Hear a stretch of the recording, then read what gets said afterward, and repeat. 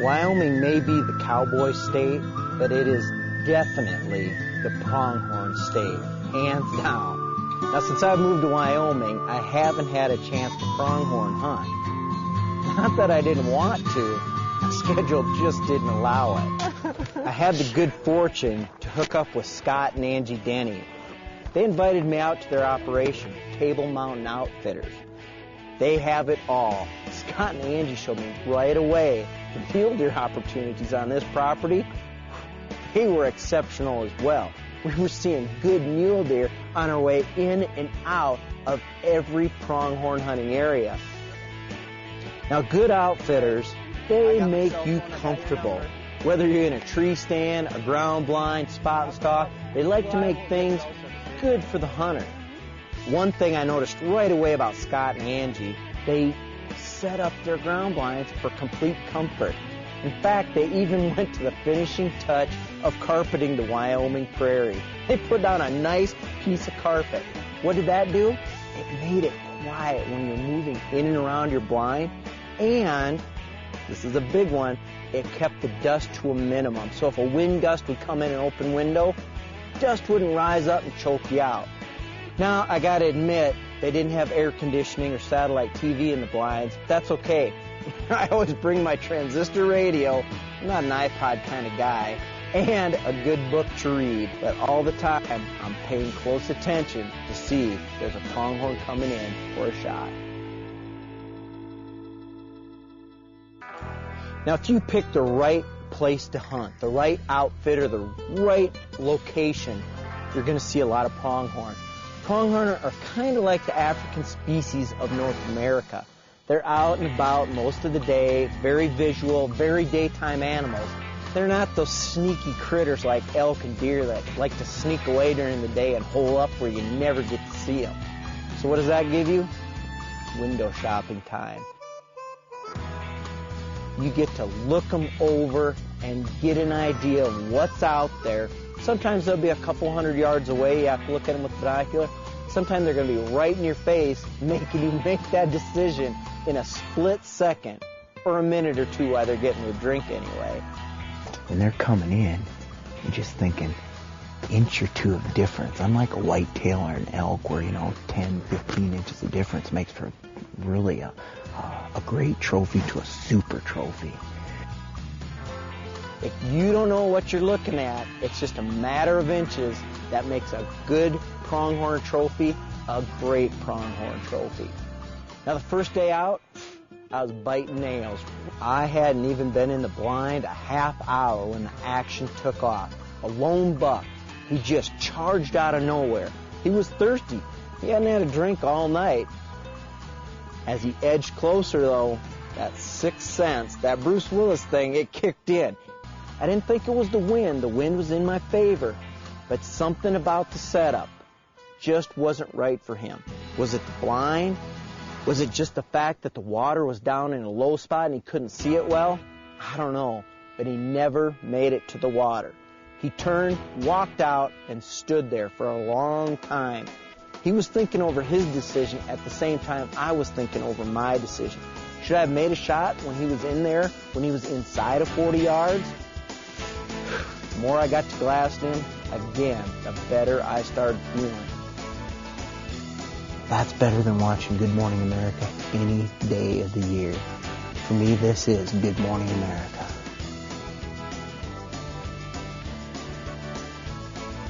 Things were starting to happen. The hills were coming alive, and not with the sound of music, but with pronghorn heading down right to the water.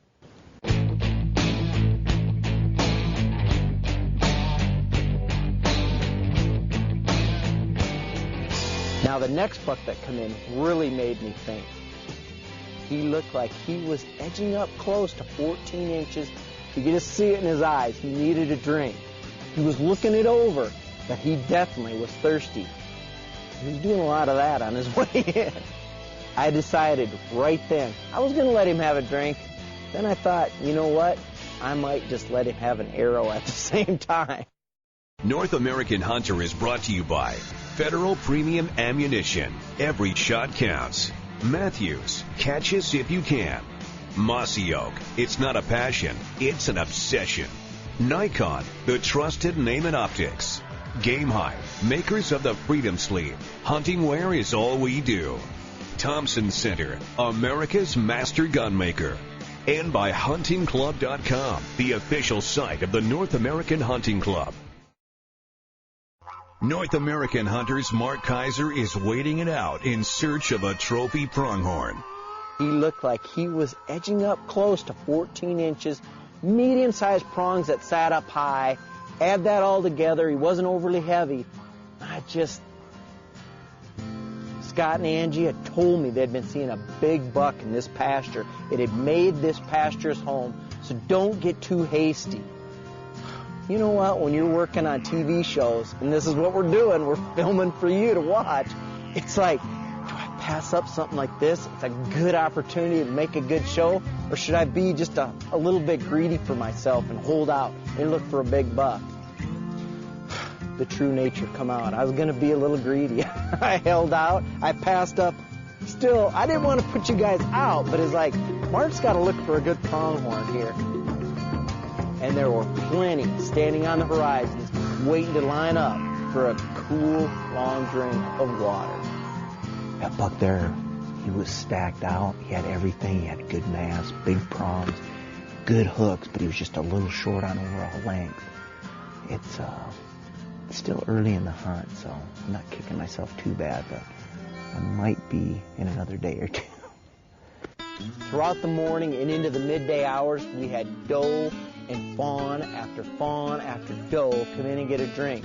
In between that, small buck here, medium buck there, small buck here, medium buck there. Still no shooters. Another tense time came late in the afternoon. 5 bucks started making their way. Now, they didn't rush to water. They just kind of edged in, browsed here, browsed there, looked at the water hole, browsed, dun. Step after step, they got closer. They went from 600 yards to about 100 yards. When they got to 100 yards, they really eyed the water hole over. Heck, for millions of years, well, maybe thousands of years, they'd gotten attacked at water, so they weren't about just to run right in. As soon as they felt confident, though, they made their move and plodded straight to the water. Do I shoot or do I hold out? I passed. I watched them come in, and it was a good thing because they came around to a side of the blind and watered in some very tiny holes in the grass. They didn't go up to the watering tank like the rest of the pronghorn. Shots would have been hard. They were just marginal bucks, good bucks, but marginal. I passed and again crossed my fingers thinking, did I just make the worst decision of my hunt? When you get a lot of activity at the water hole, it shows that things are calm, quiet, everything's okay. So some of these bucks that have been laying up on these high ridges looking down, kind of questioning whether they need to get a drink, then they feel a little better, more secure about coming in. Now, there's always a little bit of bad with the good. Those bucks will come in, but if you got too much activity at the water hole, then your shots are limited. Antelope are small-framed animals. An arrow can zip right through them. So you definitely never want to have an antelope where you're going to shoot and another one right behind it, because it'll go right on through. I looked up on the hill, and a group of doe and fawns were coming hard to the water. They were thirsty, and they had that look and the speed down that I figured they were going to make it. At the same time, I looked over my shoulder, and a group of bucks were coming. And you know what? 2 of them for sure looked like they were going to be shooters. It looked like a collision was going to take place, and there was going to be just a flurry of activity. Because right behind, out of nowhere, but behind those doe and fawns, a group of young bucks was racing in. It was going to be at least 10 animals in and around the water all at the same time. The does swarmed the tank. Fawns running around, kicking around, playing. It was cool. Those young bucks, they run in, they start watering. And then, out of the corner of my eye, there he was. A good buck. Heavy, super heavy, great prongs, great height, and good curve.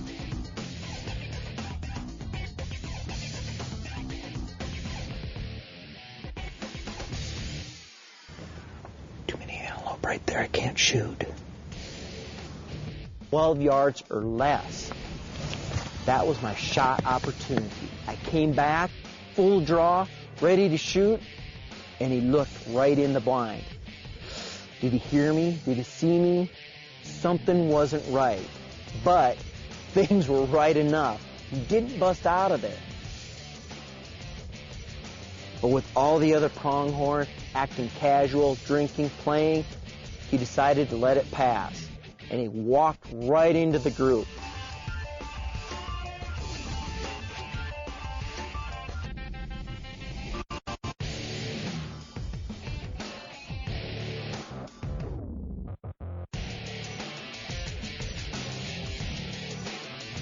Finally, he readjusted, turned broadside, slight quartering. That was it.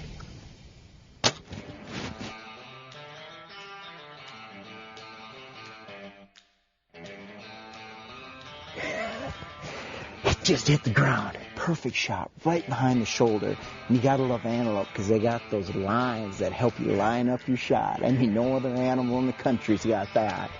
When I see an animal crash like that, I don't waste time. I rushed over there as fast as I could because I wanted to see if he really was as good as I thought he was. That is a good pronghorn. Big blades, hooked back. That, right there. And look at extra backwards prong. He's got little prongs on the back. He hooks back so good, just perfect. And you won't find bigger blades than this on a pronghorn. Scott and Angie showed up shortly afterwards, and they even had a better surprise for me. Because Scott, he did a quick score on it, and guess what? Nearly 80 inches of pronghorn laying there in front of me. Hands down, the best pronghorn I've shot with my bow in my career. Up next, Gordy Cron demonstrates how to get bucks up close with your digital camera.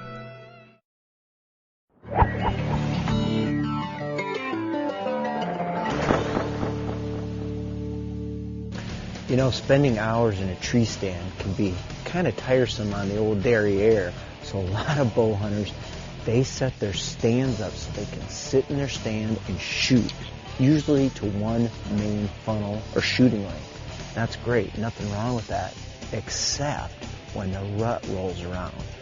When the rut's happening, deer can come from anywhere. So what I try to do is have my stand set up so I can stand in the stand, maybe even lean against a tree. That way I've got a lot more mobility to shoot a 360-degree range instead of maybe 45 or 90 degrees. Now, even the best of us have to sit down from time to time. We gotta rest our legs. But make sure when you set your stand up that when you do sit down and stand up, the stand doesn't creak. Because believe it or not, you can get away with quite a bit of movement up high in a tree. And you have to rest and make sure there's no noise. And you should be able to get up and again make that big 360-degree swing when the time is happening. The following products have been field tested and approved by members of the North American Hunting Club. Sportsman's Gold offers 12 different marinades in 16-ounce jars, developed by experienced chefs using rich spices and exotic ingredients. Night Stalker Electronic Game Call uses advanced digital technology combined with a 400-sound library of MP3 files to call wild game species. To find out how you can become a field tester, visit huntingclub.com. Our field testers get to keep everything they test.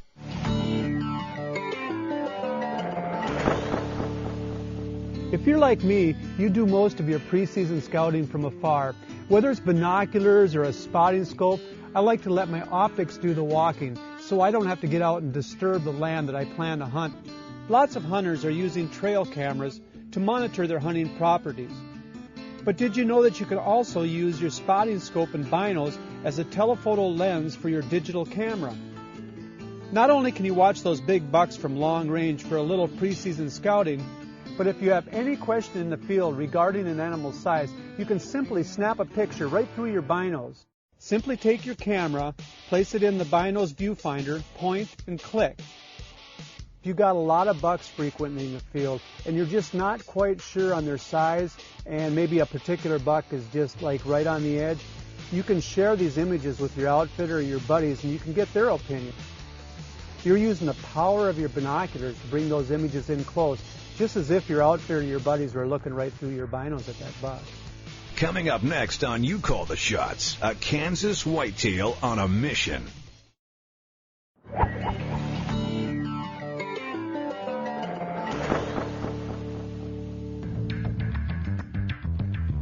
Well, guys, you know, we've all been there in the woods. That buck we want comes out, and everything is perfect except for the shot angle.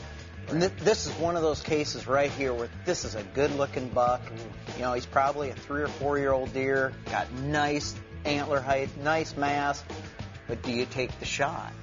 And a lot of times there's a fine line between, you know, an ethical shot, taking a shot, and letting that buck walk. And a lot of times those decisions have to be made very quickly and in the heat of the moment. And here it looks like the hunter almost missed his first chance. It was severely quartering away when that icon went up there first to show 82 yards. That would have been a good shot, but right now this one's pretty tough. That is a tough shot right there, and it's one of those shots, I think, like you said a second ago. Right. Oftentimes your shot opportunity is measured in seconds. And with a rifle, that's great, because that's all you need. A bullet travels plenty fast to make it there in a second. But this is a tough decision right here. Now, I am one of those guys that I shoot a real big gun. 300 Wing Mag. or even bigger.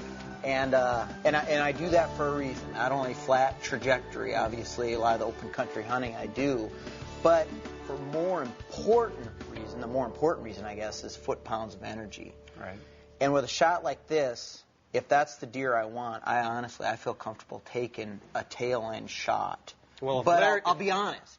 I would have shot him a second earlier than this. I would not have let this happen. We know for sure if Larry Weissoon was sitting on this panel, he's the king of Texas hard shots. This deer would be down before I even finished the sentence. Personally, I would pass on the shot. I don't see that the deer is really alert and he's going to bolt or anything. So I think you're going to get at least a quartering away shot somewhere in here. So I keep the crosshairs on the buck, but I wait. I think the shot is here if you want to take the classic Texas hard shot, but myself, I'm uncomfortable taking a shot like this. Well, I think patience is a virtue here, and if you just wait it out. Now, look what happened when he did wait it out. Yep.